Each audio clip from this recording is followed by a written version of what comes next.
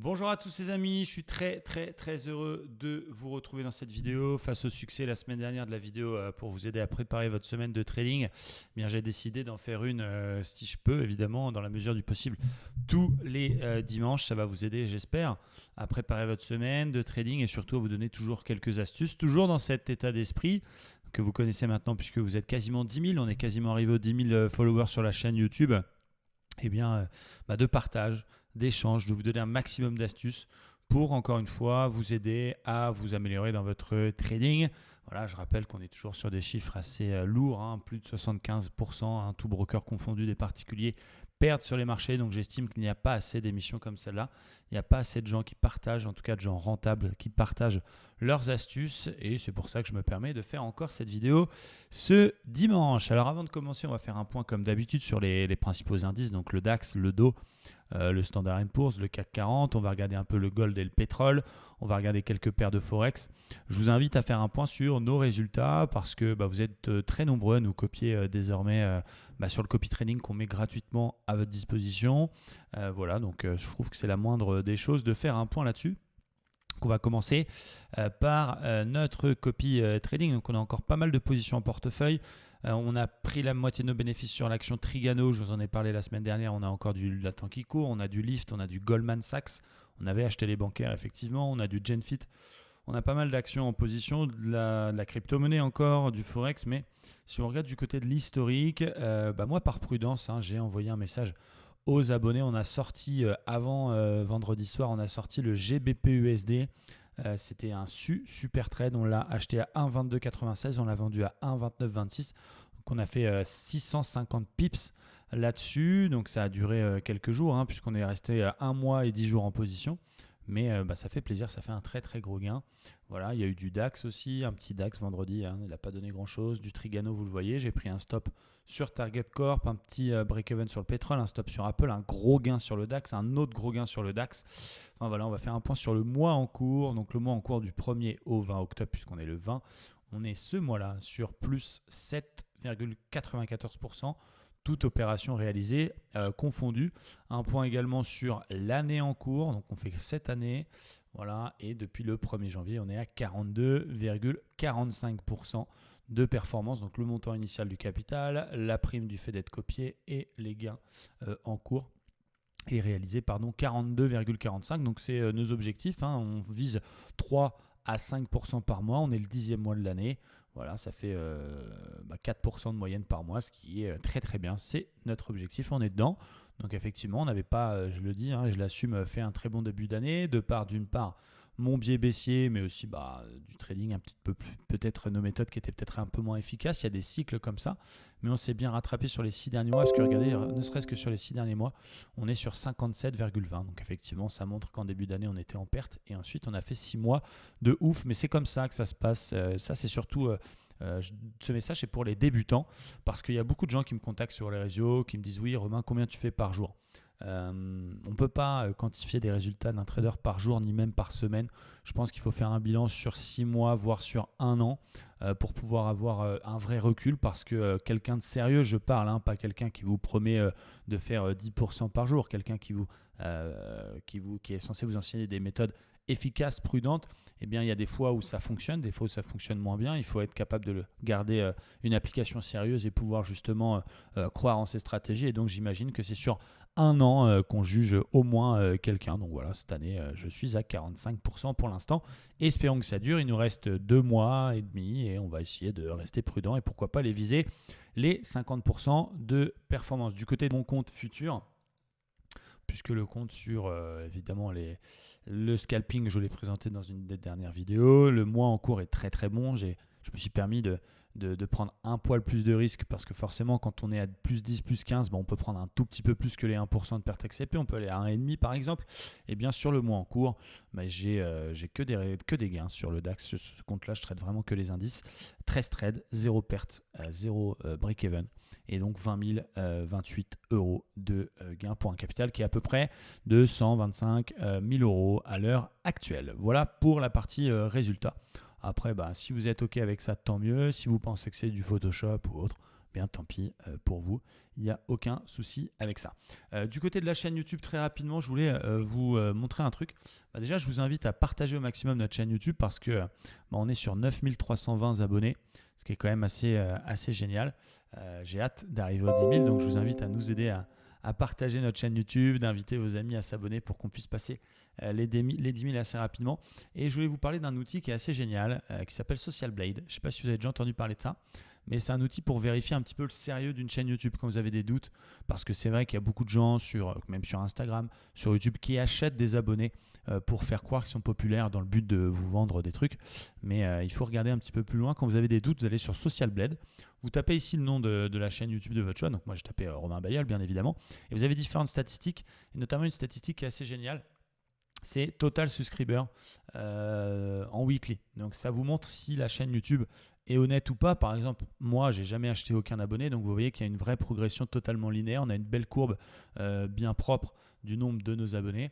Et il y a certaines chaînes où vous avez des gros pics, où par exemple d'un seul coup il y a 1000 abonnés, ou d'un seul coup il y a 800 abonnés. Et donc là, c'est clairement des gens qui achètent des abonnés.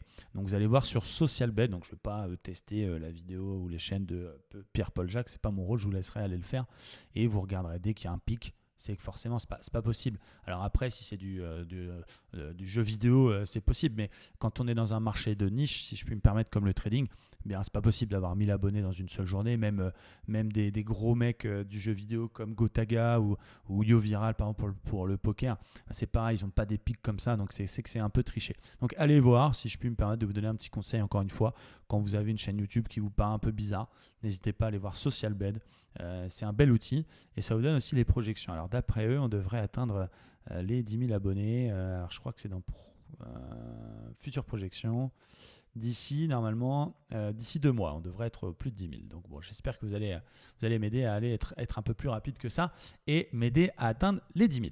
Alors, au niveau macroéconomique, au niveau de l'actualité, on a toujours cette histoire de Brexit. Donc, vous avez vu, il y a le Parlement qui a demandé à reporter le vote du Brexit. Est-ce qu'ils allaient accepter, les parlementaires, en gros, la proposition et l'accord créé par Bruxelles ou pas? C'était la grande question du week-end. C'est pour ça d'ailleurs que je ne suis pas resté overnight sur les indices ni overweek, et c'est pour ça que j'ai clôturé ma seule position sur le GBP qui était le GBP USD. Je vous invite vraiment à ne pas jouer ces trucs-là, même si, vous voyez, nous on était vendeurs vendredi, on a pris une trentaine de points, on est sorti. Le graphique, vous allez voir, me donnait envie de garder, mais on n'est pas là pour jouer. Ça, c'est un vrai conseil que vous devez garder. Je sais que c'est frustrant, par exemple, si on est vendeur, qu'on coupe le vendredi soir pour pas rester overweek et qu'on a un gros gap baissier le lundi matin, c'est un peu frustrant. On va se dire, ouais, mais si j'avais gardé, j'aurais gagné. Mais le marché, il sera là la semaine prochaine, il sera là la semaine d'après, il sera là l'année prochaine. Vous aurez tout le temps de rentrer en position, vous aurez tout le temps de prendre des trades. Donc voilà, ne soyez pas frustrés. On n'est pas là pour jouer. On n'est pas là pour faire des coups, on est là pour essayer de grappiller des miettes petit à petit, essayer d'accumuler tous les jours un petit peu, pour pouvoir, un peu comme la progression, vous avez vu des followers, tout doucement augmenter son capital de façon progressive et surtout prudente. Donc voilà, sur ce genre d'événement, par contre, s'il y a un gap lundi énorme, ça peut se travailler, on peut essayer d'aller récupérer ça, et effectivement, il y a des choses à faire. Mais n'essayez pas de travailler ce genre de stats ou ce genre de news ou ce genre d'infos macroéconomiques, parce que à un moment donné, vous vous ferez éclater forcément et vous allez cramer votre compte. Donc voilà, laissez couler, c'est beaucoup plus prudent de ne pas être en position. Déjà dans un week-end normal, moi je garde très très peu overweek les indices. Après, quelques pertes forex, quelques actions, pourquoi pas, mais les indices jamais. Mais encore moins quand il y a des news comme ça, GBP, Brexit, machin, guerre commerciale, élection présidentielle ou je ne sais quoi. C'est beaucoup trop dangereux. Donc nous, on a tout sorti. Quid? Alors, c'est pas moi qui vais vous dire quel est l'impact de ce qui s'est passé sur le Brexit, parce que j'ai des bonnes bases en économie, bien sûr. Ça fait quasiment 10 ans que je fais du trading, donc bien sûr que j'ai une culture macroéconomique qui est pas mauvaise. Maintenant, je vais pas jouer à l'économiste professionnel, à vous dire que voilà, d'après ce qui s'est passé, on devrait avoir ci ou on devrait avoir ça. Personne n'en sait rien. On découvrira ça ensemble lundi matin ou cette nuit à l'ouverture des futurs qui ouvre à minuit du côté US. On verra, on aura l'info. Donc, je vais pas vous dire ça va faire un gap baissier, ça va faire un gap haussier, ça va rien faire. Je n'en sais absolument rien. Donc, je préfère vous inviter à trader ce que vous voyez lundi lorsque vous serez devant vos écrans, à toujours suivre le flux. D'ailleurs, j'ai donné sur Twitter plusieurs conseils. Il y a beaucoup de gens qui se plaignent que les marchés en ce moment soient volatiles, mais pour des day traders comme nous, c'est magnifique parce qu'il y a des mouvements violents, il y a de la volatilité, il y a donc énormément d'opportunités. Effectivement, ce sont des marchés extrêmement techniques et donc il faut apprendre à les lire correctement. En fait, il n'y a que les gens qui sont biaisés, qui gardent des trades overnight, qui sont joueurs, qui ne sont pas disciplinés, en fait, qui s'en plaignent. Quand tu as gardé un achat vendredi, par exemple, et que ça gape de 200 points le lundi, il n'y a que dans le cas où tu as gardé l'achat que tu es un peu dégoûté. Quand tu es comme ça neutre et que tu traites ce que tu vois, tu traites le flux, eh bien, il n'y a aucun problème avec ça. Donc voilà, faites vraiment un effort au niveau de votre discipline, les amis. Essayez au maximum de ne pas être en position la nuit sur les indices et de pouvoir être libre le matin en fonction du flux, en fonction de ce qui se passe, de pouvoir prendre les choses. Donc là, encore une fois, comme la semaine dernière, ce que je vais vous dire va être conditionné par l'open de cette nuit ou de lundi pour être plus correct. Donc voilà, ça peut partir complètement dans un autre sens. Notre boulot, c'est de faire une photo de l'instant T et d'essayer d'établir des plans. Et c'est ce qu'on va essayer de faire. Alors du côté du DAX Cash, donc qui est le vrai indice DAX qui lui ne se trade pas, mais que je regarde tout le temps au niveau hebdomadaire. Qu'est-ce qu'on peut voir effectivement? On peut voir qu'on a réussi à faire un plus haut finalement annuel sur la semaine dernière. On a fait un plus haut annuel exactement, je vais mettre ma souris, on est vers les 12 820. Donc on a fait le plus haut, mais on est revenu sous la clôture de la première semaine de juillet. Donc à ce niveau-là. Donc ça c'est plutôt intéressant. Ça veut dire qu'on a fait une sorte de breakout avorté. On a essayé d'aller chercher de nouveaux plus hauts, mais finalement on a clôturé quasiment au même niveau. Alors ça se joue à quelques points près, mais ça c'est intéressant. Donc là on peut déjà tracer une zone de résistance et une zone de support ici. Donc c'est un peu toujours le même range que je vous avais présenté. Un faux range puisqu'on fait quand même un plus haut légèrement plus haut que le précédent, un plus bas plus haut que le précédent. Donc on est dans un faux range. Mais voilà, la tendance, il n'y a pas vraiment de grosse tendance.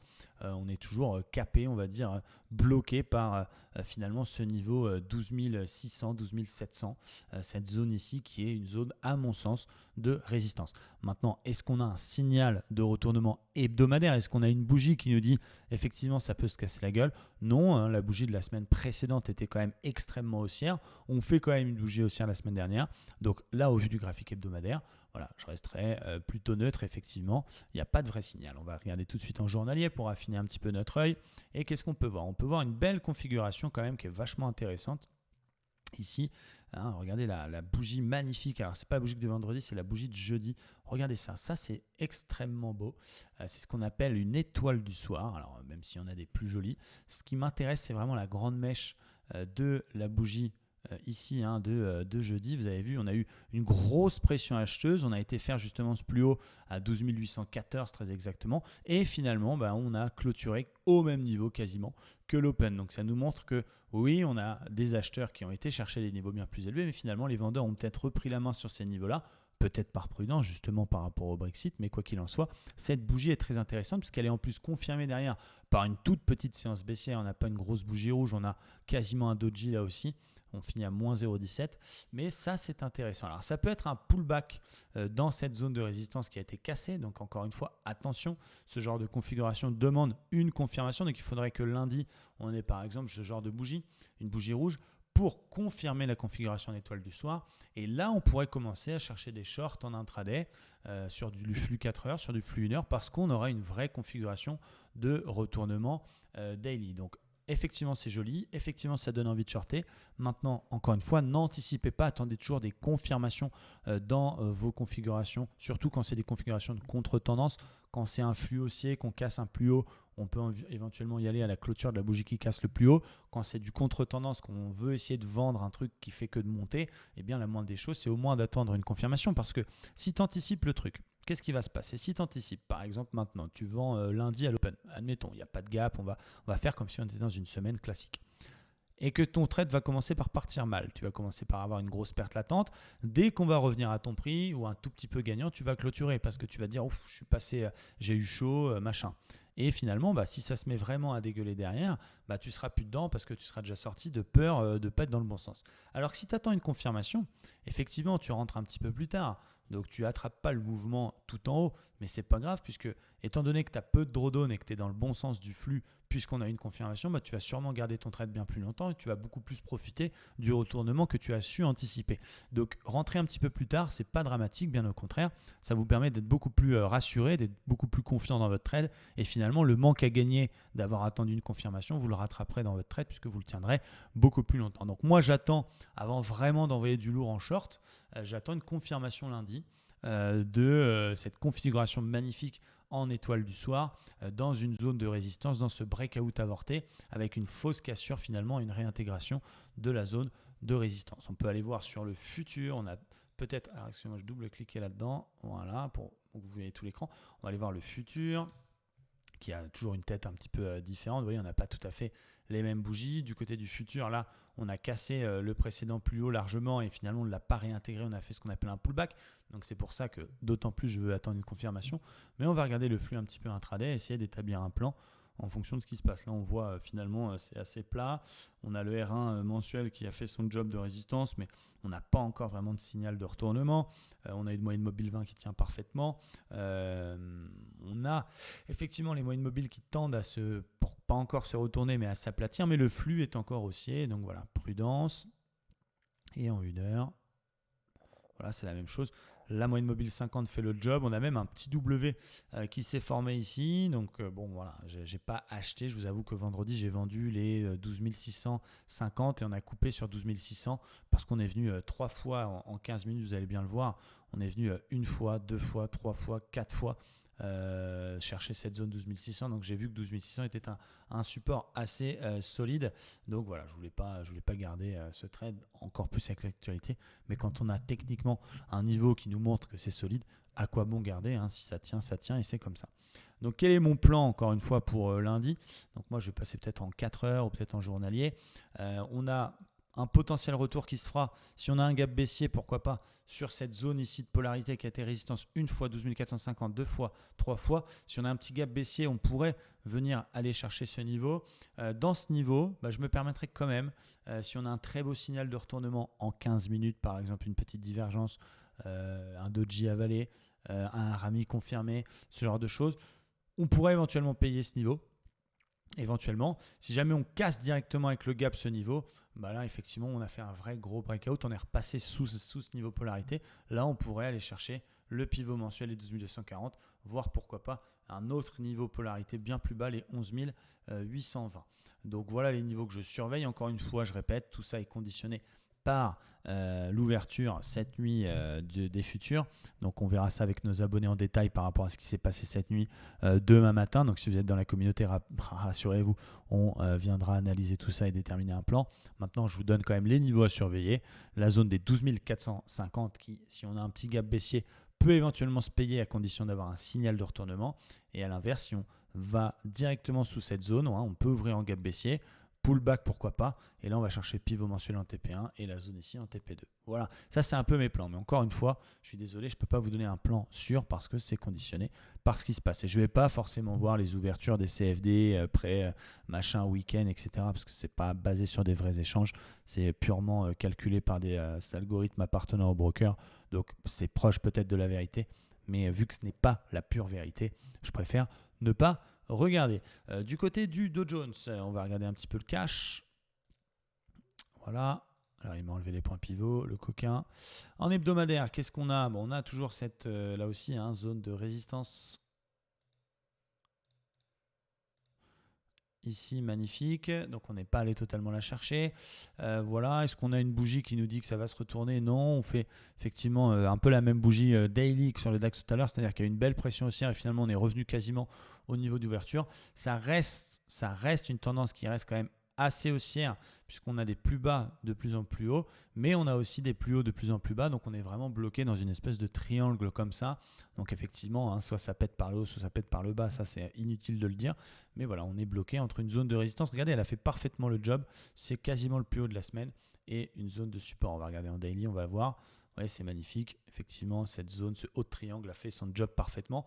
Donc là, la configuration elle est quand même vachement belle. Là, on a une vraie étoile du soir avec un doji gapé sur les deux bougies et une belle rouge vendredi. Donc là, au niveau graphique, encore une fois, conditionné par l'ouverture de cette nuit, on a d'abord un petit gap à combler ici autour des 26 600. Et si on casse les 26 600, si on casse ce gap, si cette baisse n'est pas juste le comblement, on pourrait aller chercher le bas du triangle autour des 26 070. En plus, si on prolonge un peu la MM200, ce serait la MM200 dans les prochaines semaines, qui est une moyenne mobile, vous voyez, à chaque fois, qui fait souvent support. Donc ça peut être un premier objectif sérieux, honnête. Donc voilà, mon plan un petit peu sur le Dow Jones. Cassure des 26 600, on va chercher les 26 070, 26 100. Et éventuellement, si on a un beau signal 4 heures ou 1 heure, type divergence de retournement, on pourrait éventuellement payer cette zone ici. Pourquoi pas, il fait souvent des petits excès, vous avez vu, il y a souvent des mèches sous les niveaux. Pourquoi pas voilà, laisser dégueuler un petit peu. Et si on a un vrai signal, encore une fois, 1 heure, 4 heures, le reprendre en bas. Donc là, il est un petit peu plus sérieux ce plan, toujours pareil, conditionné par ce qui va se passer cette nuit. Mais voilà, je suis plutôt, je ne suis pas baissier, hein, mais je vais essayer de travailler ce niveau et essayer de travailler cette correction technique avec un retour sur le bas et un achat sur le bas du triangle. À rappeler quand même que la semaine prochaine, on a 25% des sociétés du Standard & Poor's qui annonceront leurs résultats trimestriels. Ça fait, je crois, 125 sociétés. Donc ça va bouger. Il y a eu les bancaires cette semaine et ça va quand même beaucoup bouger pendant les publications. Donc c'est pareil, si vous achetez une action, si vous avez une opportunité sur une action américaine, allez prendre le réflexe de taper sur Google le nom de l'action suivi de publication résultats. Vous avez un calendrier, il y a par exemple un très beau calendrier. Je vais vous le montrer sur Zone Bourse. On va regarder ça. Vous allez voir, vous avez un très beau calendrier. Alors, il faut juste que je le retrouve. Outils, calendrier des sociétés. Voilà, vous faites par exemple, vous décochez tout le reste, tout ce qui ne vous intéresse pas. Amérique du Sud, si on parle du marché américain, donc on va décocher tout le reste. Voilà, Europe, Afrique, Moyen-Orient, Asie, Océanie. Et on va laisser que l'Amérique du Nord, en espérant que ça fonctionne. Voilà, c'est pas très grave. Et on va regarder, hop, voilà, États-Unis, Mexique. Et donc, vous allez voir toutes les publications de résultats. Donc, demain, on aura tout un tas d'entreprises, des grosses sociétés qui pourront publier ça. Donc, après, vous pouvez vraiment filtrer, mais ça vous permet, voilà, vous avez une opportunité technique, je ne sais pas, sur Lockheed Martin, qui est une très grosse boîte, vous n'allez peut-être pas vous positionner la veille des résultats. Donc, ça, c'est professionnel d'aller voir. Zone Bourse fait très bien ce job et vous donne un super calendrier. Voilà du côté du Dow Jones. On va regarder le CAC 40 parce que il est un petit peu plus facile à travailler. C'est pas celui que je préfère non plus. Mais pour ceux qui débutent, qui veulent débuter, vous allez peut-être commencer sur des actifs moins volatiles. Le CAC 40 est génial. Donc regardez la belle configuration qu'on a eue là aussi. La bougie de jeudi, pareil, ce qu'on appelle une étoile filante. C'est un tout petit corps avec d'abord une grosse pression acheteuse, puis finalement une grosse mèche, une clôture baissière. Donc étoile filante, je préfère quand elles apparaissent sur un sommet. Mais là, on voit aussi la grosse résistance qui passe par toutes les clôtures qui a fait le job. Donc là, on pourrait encore une fois conditionner par ce qui va se passer lundi. Pourquoi pas revenir chercher ici ce niveau 5450, ce espèce de double top géant. Et si jamais on casse ce niveau-là, il conviendra de prendre la hauteur du double top et de la reporter, ce qui nous donne un retour sur la zone de support de l'année 2019 qui est autour des 5160. Donc voilà ce qu'il faut surveiller pour ceux qui veulent faire un peu de swing ou un peu de day trading sur le CAC. Là, tout ça, on est quand même dans une zone un peu incertaine. On pourrait aller chercher la zone 5425. Si on casse ça, on a une forte probabilité, en reportant la hauteur de la figure, d'aller chercher la zone support autour des 5170. Attention tout de même à la moyenne mobile 200 qui fait support tout au long de l'année et qui pourrait refaire support aussi ici. Donc voilà, plutôt également dans une image corrective à venir, bien que ce soit conditionné par ce qui se passe à l'ouverture. Un dernier coup d'œil sur le Standard & Poor's. Voilà, voir, on a la même configuration que sur le Dow Jones, quasiment. On retrouve cette espèce de triangle ici. Une belle configuration vendeuse avec une étoile du soir à confirmer demain et un retour probable sur les 2900 points. Voilà, je pense que c'est carré à ce niveau-là. Petit point sur l'euro-dollar, on va y arriver. Voilà, avant de faire les actifs matières premières, ce genre de choses. Donc l'euro-dollar au niveau de la tendance hebdomadaire, on reste quand même dans une tendance qui est quand même plutôt baissière ici, avec une belle zone de résistance qu'on peut tracer si on prend les deux clôtures ici. Voilà, alors il n'y a que 2 points de contact, ça veut dire que ce n'est pas une résistance très très majeure, mais en plus elle correspond à peu près à la moyenne mobile 50 qui elle peut faire aussi résistance dynamique. Cela dit, on était dans un mouvement de fort rebond technique puisqu'il est passé de 1,10 on va dire, 1,0950 à 1,1160, donc on a gagné 160, pratiquement 200, plus de 200 pips. Et en journalier, c'est vrai qu'il y avait un petit trade à faire qui était assez sympa, c'était la cassure du petit canal, je vous en ai parlé dimanche dernier. Canal, biseau, on peut l'appeler comme on veut, avec justement en objectif la moyenne mobile 200 et la résistance hebdomadaire que je vous ai tracée. Donc il y avait un trade, je ne vais pas dire facile parce que c'est un peu prétentieux, mais il y avait un trade qu'on vous a donné sur cassure du biseau avec un très beau ratio en allant chercher la moyenne mobile 200. Maintenant, quand on veut faire du plus long terme sur ce genre de paire, est-ce qu'il faut acheter maintenant? Non, parce qu'on est tout juste sous une résistance et sous la moyenne mobile 200. Si vous voulez acheter, vous attendez qu'on casse ça, peut-être qu'on vienne faire un pullback pour éventuellement aller chercher, pourquoi pas, cette zone ici des 1,15, 1,16. Donc voilà, là-dessus, vous attendez bien les cassures des résistances, ne vous positionnez jamais là-dessus. Et à l'inverse, on peut peut-être aussi échouer la cassure, faire un signal de retournement et repartir vers le sud. Donc c'est vraiment le niveau qu'il faut surveiller sur l'euro-dollar. Le GBP-USD justement, par rapport à ce qui s'est passé la semaine dernière, nous pourquoi on a clôturé notre trade, c'est uniquement d'un point de vue macroéconomique. On l'a acheté sur cassure du petit W, rappelez-vous, je vous l'ai donné sur les réseaux, le petit W qui était ici, on s'est positionné cassure, on a eu un gros pullback et derrière ça s'est envolé. Donc certainement des anticipations par rapport à ce qui se passe. On n'a pas tout à fait l'objectif qui était le précédent plus haut, mais j'ai préféré assurer. Maintenant au niveau de la tendance, c'est quand même magnifique. Je pense qu'il y aura de gros impacts cette nuit à l'open. Donc voilà, restez prudents, attendez. Mais c'est vrai que graphiquement parlant, on est toujours dans ce W mensuel magnifique qui n'est absolument pas validé, mais on a eu une étoile du matin en cours de validation. Et donc pour les très long termistes, ceux qui veulent jouer un gros swing, moi je surveille la zone des 1,42 à peu près, qui est le W mensuel.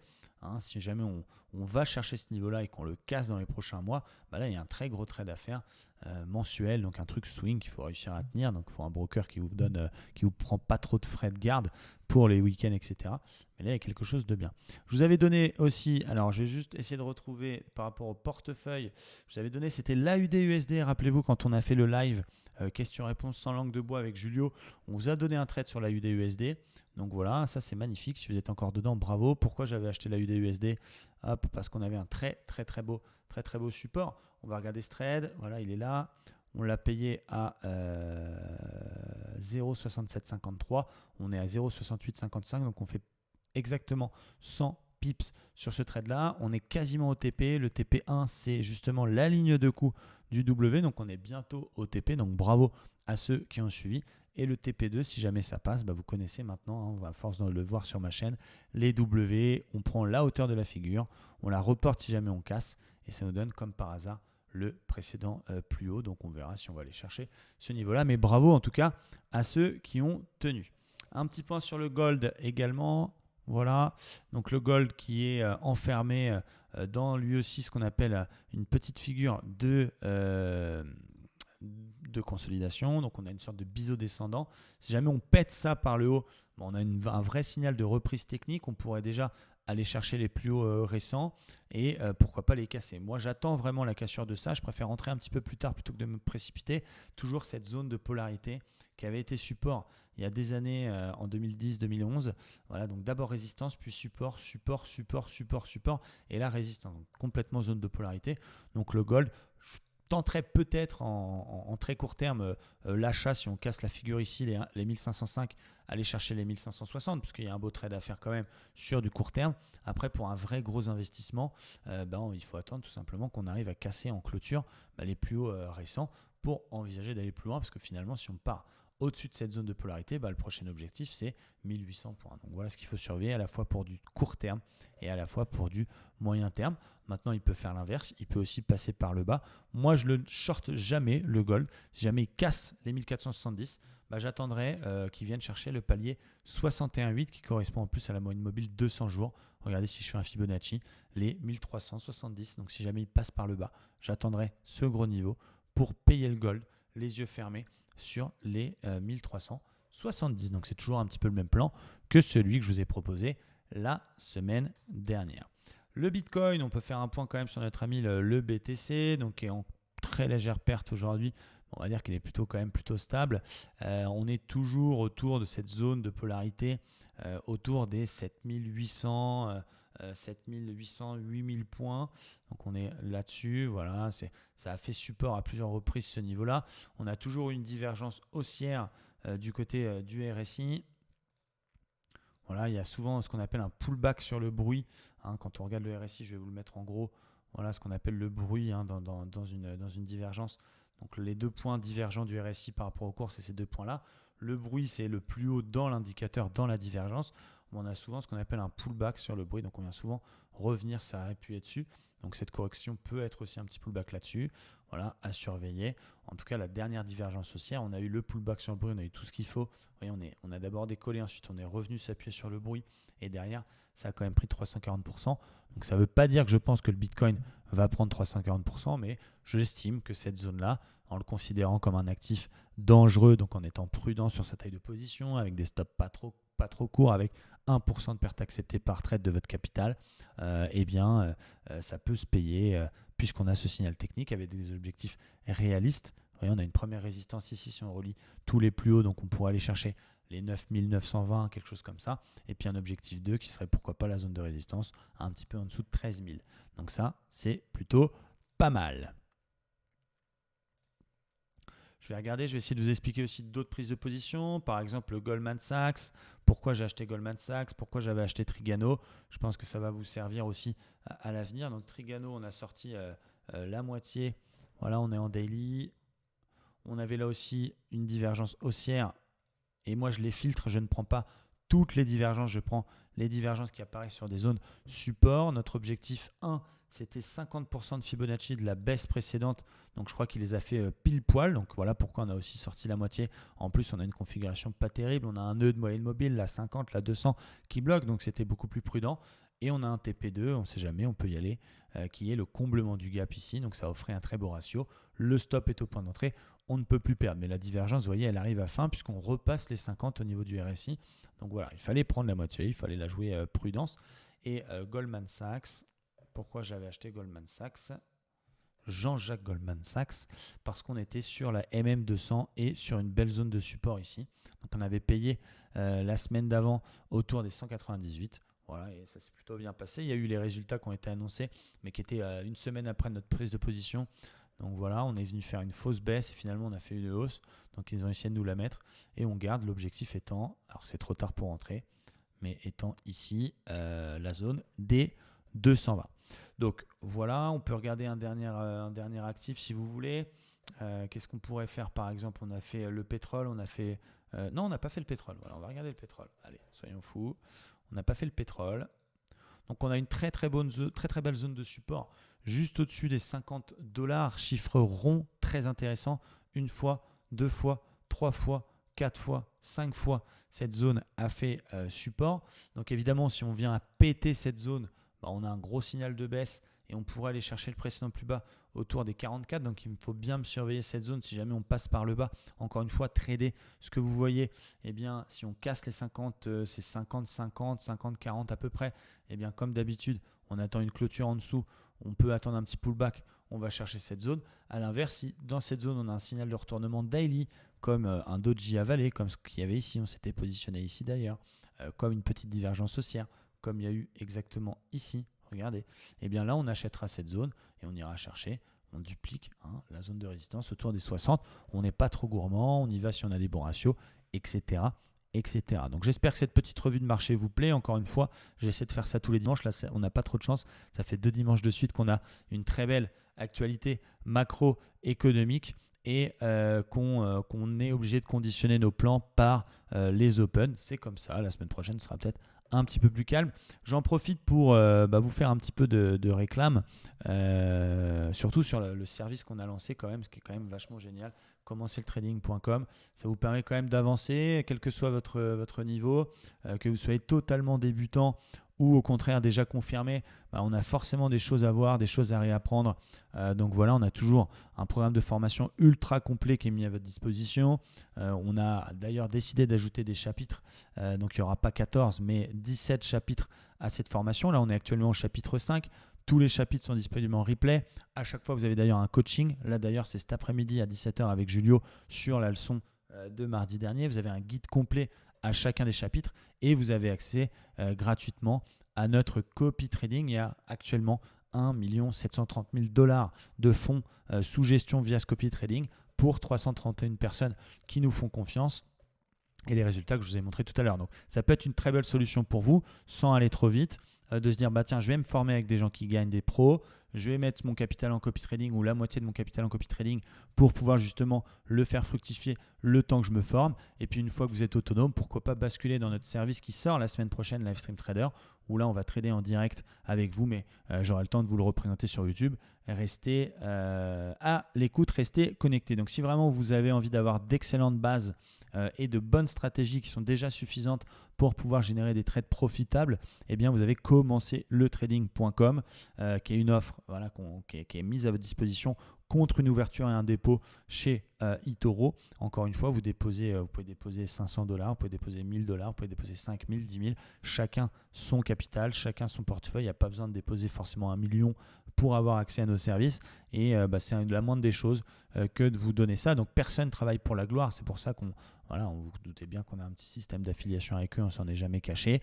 Mais voilà, plutôt que de dépenser votre capital dans une formation qui au départ vous servira pas à grand chose, parce que si vous n'avez pas un minimum d'expérience, si vous n'avez pas un minimum de bouteilles et de gestion de vos émotions, vous allez payer des formations 2000, 3000, 5000, 10 000 € ou des signaux des centaines ou des milliers d'euros, et finalement vous n'allez pas être capable ni de les appliquer correctement, ni de tenir les plans qui vous sont donnés, ni de retenir tout ce que les gens vont vous enseigner, parce que vous êtes totalement débutant. Donc vaut mieux commencer par quelque chose comme ça. Au moins j'ai essayé de structurer le programme de façon à avoir un ordre, de façon à avoir des choses claires. Même s'il y a beaucoup de choses sur Internet, on ne va pas forcément toujours trouver les bonnes choses. C'est toujours des fois expliqué de la façon bizarre. Voilà, profitez-en, gardez votre capital pour trader et venez nous rejoindre dans commencerletrading.com. J'espère que cette vidéo vous a plu. Voilà, c'est tout ce que j'avais à vous dire. Ah oui, je vous réserve une petite surprise. Bougez pas. On va y aller. Hop.